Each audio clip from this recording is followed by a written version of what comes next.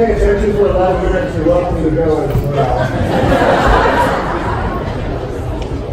The lady in the early service said, it was a really good sermon, but it wasn't long enough. And I said, well, you can come back and hear it again, but I took that on your gift this morning. Hallelujah, friends. Jesus is risen.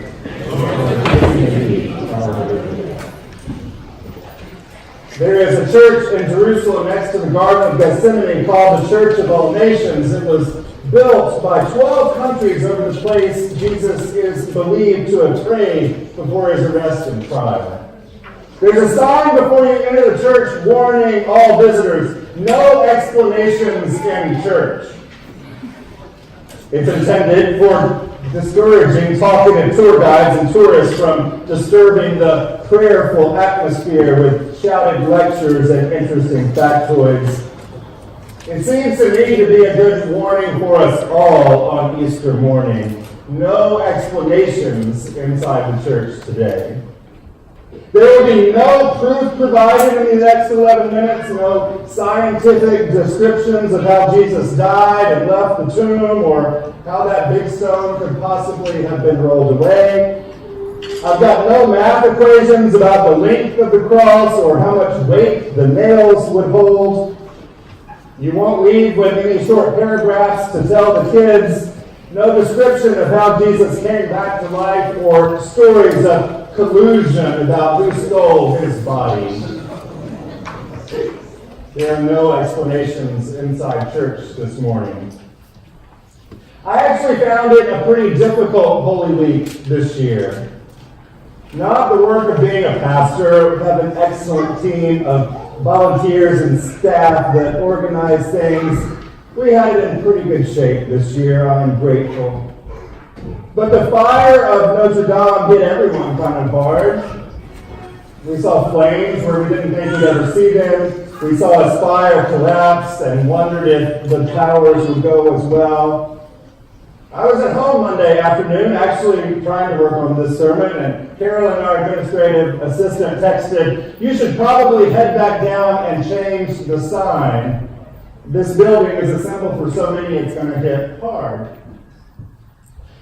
Fires are traumatizing. My family knows that. Part of our grandparents' house burned on Christmas Eve one year in high school. Our Virginia Seminary Chapel burned to the ground several years ago. Buildings matter to us. They help us hold our memories. They help us raise up our families, our livelihoods, and our prayers. And so I changed the sign. I pulled the letters for "The church is not a building, but our hearts break in Paris." It got lots of likes and shares on Facebook. Some wept more than others. It could have been much worse. To be honest, I always found it kind of a dark building. I bet in some odd way that more light, perhaps it already has, will shine in this time when it is rebuilt. Some churches say that the fire is the best thing that ever happened to their communities. But that night on Facebook, I got another message from a close friend who happens to be black. "I'm sad about Notre Dame," she said, "but I'm kind of wondering if black churches matter tonight." And then I really started to weep. Not out loud, but my heart was breaking. I hadn't changed the sign in solidarity with the 3 black churches that were burned by an arsonist in St. Landry Parish, Louisiana a few weeks ago. What was I thinking? I wasn't. I've become complacent, and I tossed and turned trying to figure out what the sign should say in the morning. And there was a mosque that had a fire in Jerusalem. I felt so helpless. And now we wake up with the bombing of churches in Sri Lanka on Easter morning, killing hundreds so far. I cannot be the only one who weeps and feels hopeless this week, can I? And so in the shower on Tuesday, where all good signposts come to this sign guy, a new message pops into my mind. Jerusalem, Paris, St. Landry Parish. We weep, we work, we rise. It went on Facebook, we got twice as many likes. Our Lutheran Bishop Gold picked it up and wrote a meditation about it with linking to the fundraising page for those churches in Louisiana. I gave money, I know some of you did too. I dare say without the fire at Notre Dame, those parishes would never have met their goal, certainly not surpassed it as fast as they have. My friends, I tell you these stories not because I'm the sign guy on York Road. I tell you these stories because we have a bunch of work left to do. And in this day and age, we have every skill we need to rebuild the cathedrals, systems, and broken relationships in our lives. And we have a faith in one who is all about new life. When we actually get to work together, when we feed each other, when we feed off of each other, and bounce ideas back and forth. When we share our discomfort and messages and hold each other accountable. When we become vulnerable and take risks for the sake of justice and peace in our city and our work, we will start to rise from the wet muck of our own ashes, and new life will emerge.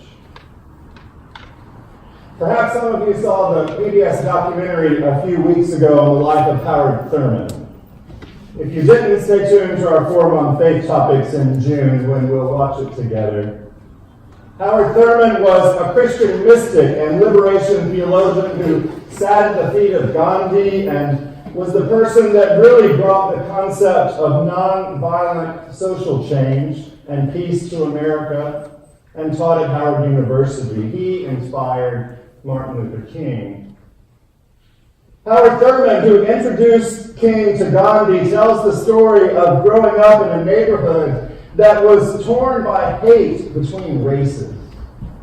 And how the family next door to his, the white family next door to his, hated him and his grandmother so much that they would never speak to one another.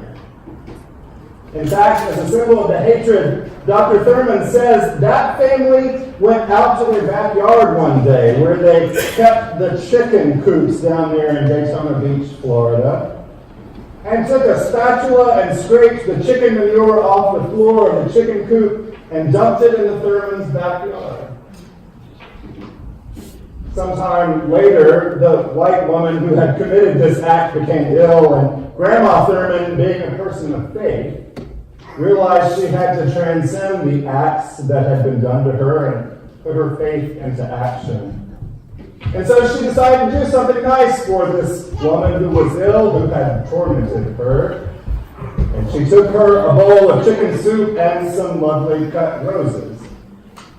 And this was too much for her tormentor. The tormentor had to thank her. She said, "This soup is marvelous." She said, "I made it myself." She said, "These flowers are beautiful." She said, "Well, I grew them myself." She said, "You grew these?" "Yes," she said. "How did you get the stems to grow so long and green? How did you get the flowers to grow so red and full?" She said, "Do you remember that chicken manure you dumped in my backyard?" You saw that as something evil, but the God I serve saw that as fertilizer. And that God told me to take the evil that you had thrust in my direction and to overcome it with something good to bring in your direction. And my job is to win you with the beauty that came out of the ashes and you dumped on me. My friends, we have the ability to rise. We are people of faith who believe in the resurrection of Jesus Christ. Maybe you believe it figuratively, maybe literally. Together, we have the promise that things had grown old. Those things are being made new. Systems and countries and schools and people like us had grown old, and we are being made new. And things that were cast down and being raised up by the power of love and community through the power of the Spirit are being brought to perfection. For you and for me. And so as Bishop Gold says, if you're feeling stuck or alone, if you're feeling the weight of grief and you're starting to think that your grief is the whole story, hear this. It is no idle tale. The stone is rolled away this morning. Jesus is risen and you will rise too. If your children or grandchildren are far off, your relationships have been less than what you hoped for, if you're burdened with stress at work or debt or addiction or bad decisions, If your bodies are betraying you, or you are watching sadly as a loved one's body runs down, it is no idle tale. The stone is rolled away this morning. To those of you who have experienced casual prejudice, overt racism, the trauma of abuse, to those who have perpetuated those, to those who have been hurt by the church, it is no idle tale. The stone is rolled away. We are forgiven. Jesus is risen, and we will rise too.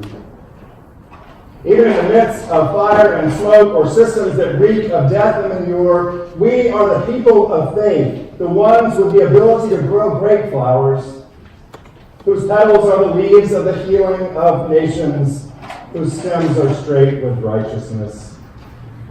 We rise and say it does not have to be this way. Jesus has nobody left but ours to do this resurrection work. He has no other gardeners to raise flowers or cook the soup. Jesus is using me and you to do resurrecting work in our broken world. It is not an idle tale. It is the story of resurrection and new life. It is something we live our lives in the midst of. Easter is in our words and actions. It is in living lives that care about others and raise each other up. There are no explanations today. All I can do is tell you what I believe. I am a child of God, and you are too. And together we are God's Easter people. We love it. Weep as long as you need to weep, but we have work to do. Jesus is risen, and so together we will rise. We've got digging to do and a new song to sing. Hallelujah. Christ is risen. The Lord is risen indeed. Hallelujah.